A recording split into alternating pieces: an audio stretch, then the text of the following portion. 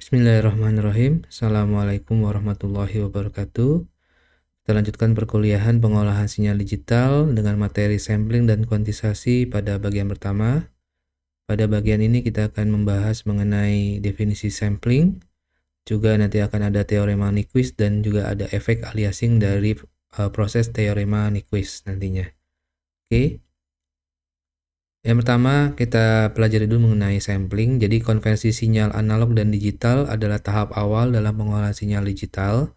Terdapat dua proses utama dalam proses konversi sinyal, itu adalah analog ke digital atau A to D ya, mengubah sinyal analog menjadi sinyal digital.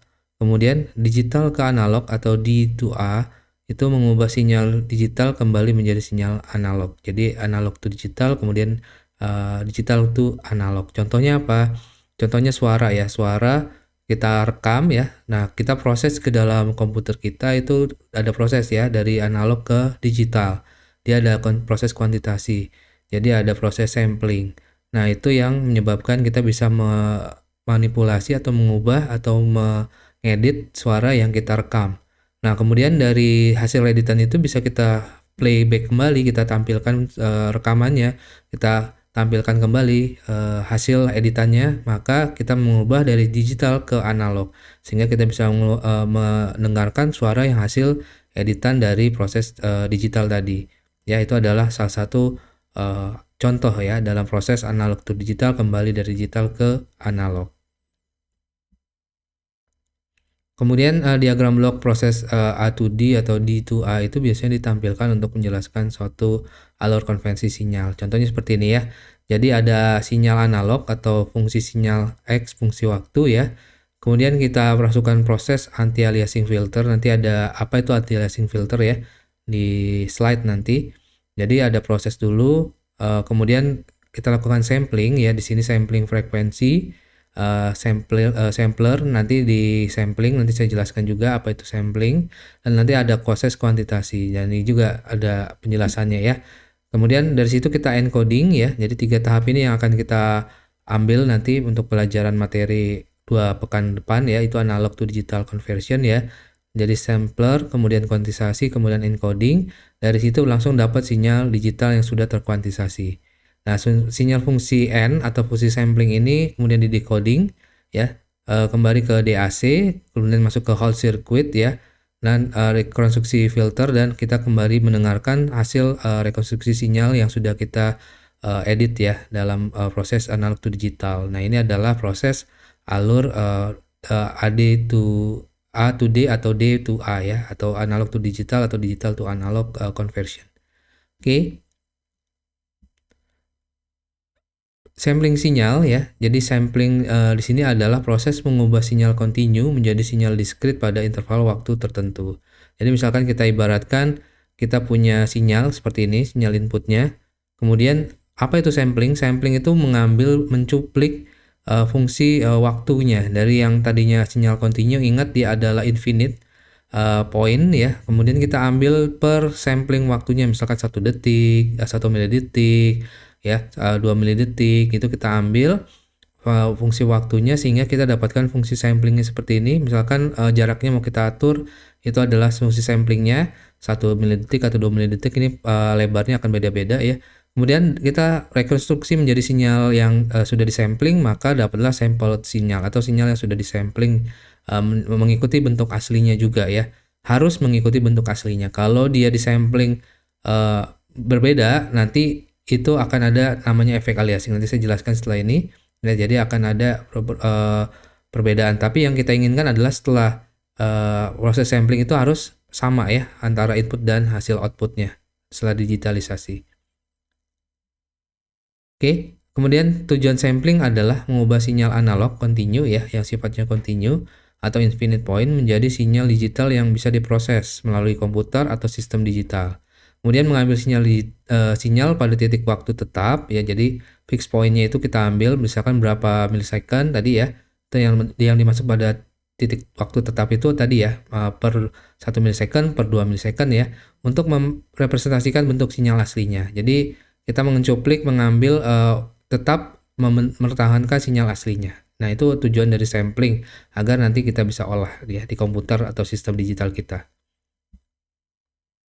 Kemudian secara matematis, jika sebuah sinyal kontinu direpresentasikan sebagai fungsi xt ya atau sinyal input dan fungsi waktu sinyal kontinu, hasil sampling sinyal tersebut akan berupa deretan nilai diskrit ya, nilainya adalah x, n, ts atau sinyal fungsi sampling terhadap ts itu adalah periode sampling ya.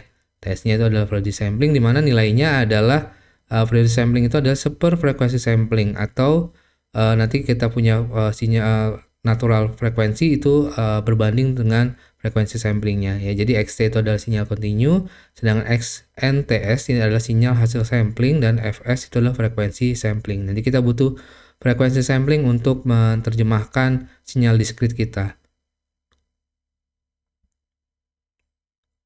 Jadi teorema Nyquist, jadi kita masuk ke teorema Nyquist tadi yang sudah dijelaskan di awal, akan ada namanya efek Nyquist ya. Atau teorema Nyquist itu menyatakan syarat yang diperlukan agar sinyal kontinu atau sinyal analog ya, yang sifatnya infinite point dapat berubah menjadi sinyal diskrit atau digital dan kemudian direkonstruksi kembali dengan sempurna ke bentuk sinyal aslinya. Oke. Apa itu syaratnya? Jadi syaratnya adalah frekuensi sampling atau fs ya. Di sini kita pakai istilah fs atau frekuensi sampling harus setidaknya ya di bold di sini setidaknya 2 kali lebih besar. Jadi harus lebih besar 2 kali ya. Apa itu? Maksudnya apa lebih besar 2 kali dari mana? Dari frekuensi maksimum yang didapat dalam sinyal kontinu tersebut. Jadi frekuensi sampling itu harus lebih besar daripada frekuensi maksimum atau frekuensi natural sebenarnya di sini ya. Nanti saya jelaskan di praktikum akan lebih paham ya terkait ini. Jadi frekuensi sampling itu harus lebih besar daripada frekuensi maksimumnya yang terdapat pada sinyal kontinu tersebut. Jadi maksimum frekuensinya misalkan 10 Hz. Berarti frekuensi samplingnya harus lebih besar daripada itu, 2 kalinya ya, setidaknya 2 kali. Berarti kalau 10 ya 2 kalinya 20. Ya 100 berarti 200. Nah, terus kelipatan 2. Harus lebih ya, setidaknya 2 kali lebih besar. Ingat setidaknya lebih besar daripada frekuensi maksimum. Nah, pertanyaannya kalau lebih kecil apa yang terjadi? Kalau lebih kecil, jika syarat frekuensi ini ya atau frekuensi Nyquist itu lebih besar daripada 2 kali frekuensi maksimum dilanggar atau frekuensi sampling itu lebih kecil dari 2 kali frekuensi maksimum, maka akan terjadi fenomena yang disebut sebagai aliasing. Nah, ini hati-hati ya. Fenomena aliasing ini bisa merubah data. Nah, apa itu fenomena aliasing? Jadi aliasing itu adalah distorsi sinyal ya yang terjadi ketika komponen frekuensi tinggi dalam sinyal asli dipetakan secara keliru ya menjadi frekuensi yang lebih rendah saat didiskritkan. Jadi yang tadinya frekuensinya harusnya modulasinya itu periodenya bisa 10 ya, banyak amplitudonya itu misalkan 10, kemudian setelah dijadikan diskrit ya, setelah disampling ternyata dia hanya merubah menjadi 2. Yang frekuensinya berubah dari yang mungkin 10 Hz jadi 5 Hz. Nah, itu yang menyebabkan peristiwa yang disebutnya sebagai aliasing. Jadi sinyal hasil diskritisasi atau sinyal digitalnya tidak sama dengan sinyal inputnya, dia sudah berubah bentuknya, bahkan lebih rendah dibandingkan sinyal aslinya. Nah, itu disebut sebagai fenomena atau aliasing ya. Nanti kita akan lebih paham mengenai aliasing di praktikum. Oke, nah ini fenomena aliasing, jadi menyebabkan sinyal hasil sampling tidak lagi mempresentasikan sinyal asli dengan benar ya. Jadi yang kita ibaratkan misalkan yang merah ini sinyal inputnya yang sudah kita rekam ya audionya. Nah, ini bentuknya seperti ini yang warna merah. Nah, ketika kita sampling itu menjadi kotak-kotak ini nih. Yang warna biru kotak-kotak ini adalah hasil samplingnya. Nah, kalau kita sambungkan hasil samplingnya ini menjadi bentuk gelombang baru, maka hasilnya tidak representasi dengan inputnya yang warna merah. Jadi dia lebih rendah nih frekuensinya ya. Cuma 2 amplitude aja, peak dan trough. Sedangkan aslinya dia banyak ya modulasinya atau frekuensinya lebih tinggi. Nah, ini yang disebut sebagai fenomena aliasing. Jadi kita menyamplingnya itu kurang tepat atau kurang dari frekuensi 2 kali frekuensi maksimum ya. Nah, itu yang harus diperhatikan. Oke. Nah, ini harus diperhatikan dan harus hati-hati dalam melakukan sampling. Ada 2 pendekatan utama untuk menghindari aliasing, yaitu yang pertama adalah meningkatkan frekuensi sampling melebihi 2 kali frekuensi maksimum sinyal asli untuk memenuhi teorema Nyquist. Oke, itu harus dipertahankan bertahankan terkait 2 kali frekuensi maksimum itu wajib ya, kalau kita, mau melakukan sampling karena kalau kurang dari itu pasti akan terjadi aliasing. Kemudian menggunakan filter anti aliasing atau filter low pass. Nah, ini nanti akan dipelajari, dalam praktikum bahwa untuk menghindari, aliasing juga bisa menggunakan filter namanya filter anti aliasing atau filter low pass, seperti itu. Oke, mungkin itu saja, dari perkuliahan teori ini. Kita akan lanjutkan di praktikum. Lebih kurangnya mohon maaf. Wabillahi taufiq wal hidayah. Wassalamualaikum warahmatullahi wabarakatuh.